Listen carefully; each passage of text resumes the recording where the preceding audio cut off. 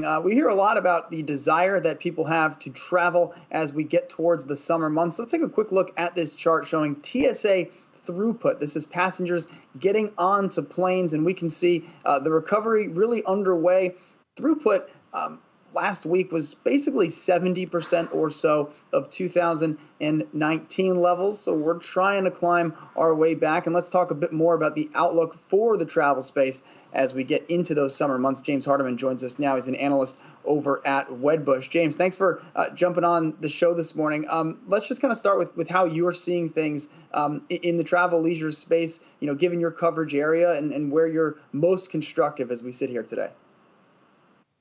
Sure. Yeah. I mean, I think time and time again, when you ask consumers what they're most excited to get back to, right, what represents normality for them, people want to travel, right? And so I think it's safe to say that there's a lot of pent up demand.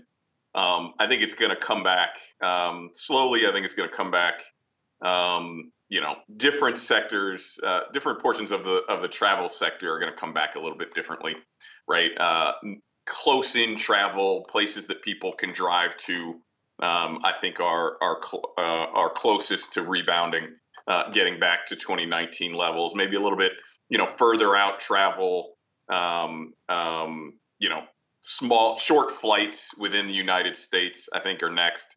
I think international travel is probably going to take some time to get back to normal. As I think about sectors within my coverage, I think theme parks are going to have a pretty good summer, regulations permitting.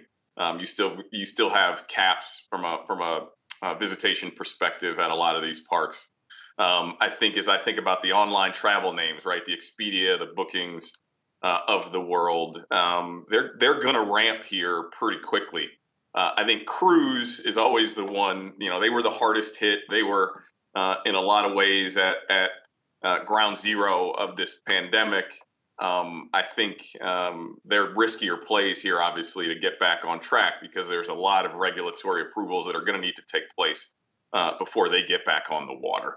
And so, we've talked about August 1st being when cruises out of the U.S. Begin to get back on the water. But there's certainly a lot that needs to happen between now and then.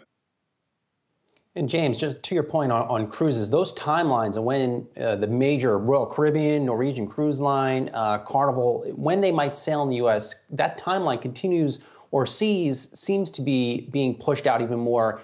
And these companies last year took on a lot of debt. So if those timelines get pushed out, what's the impact of that debt pile for this year? And do they have the capacity to raise more debt? So to answer your last question first, I do think they have capacity to raise more debt. I mean, the diciest time of all was when they immediately went into layup mode, right? March, April, May of last year, there were real concerns as to whether or not they'd be able to raise the debt. I think the debt markets have loosened up substantially. I don't think any of these companies are a real threat to go away. Having said that, the longer they're laid up, right, the longer they go without being able to do what they do, get on the water, those debt raises become permanent. As we sit here today, there's a unprecedented amount of debt on these balance sheets, but the good news is there's an unprecedented amount of cash as well. And so if they were to open up tomorrow, the debt would be a little bit misleading because they would have some cash to be able to pay some of that down. If this works its way into next year, right, 2022, there's probably going to need to be incremental capital raises that need to take place here. Is there one cruise line, James, that you're concerned about that may not survive this pandemic? No, of the big three, Carnival, Royal, Norwegian, I think they're all going to be just fine. It just, to the previous discussion, it's really a function of how much earnings dilution has taken place as a result of both debt and equity raises. But I think they're going to be fine.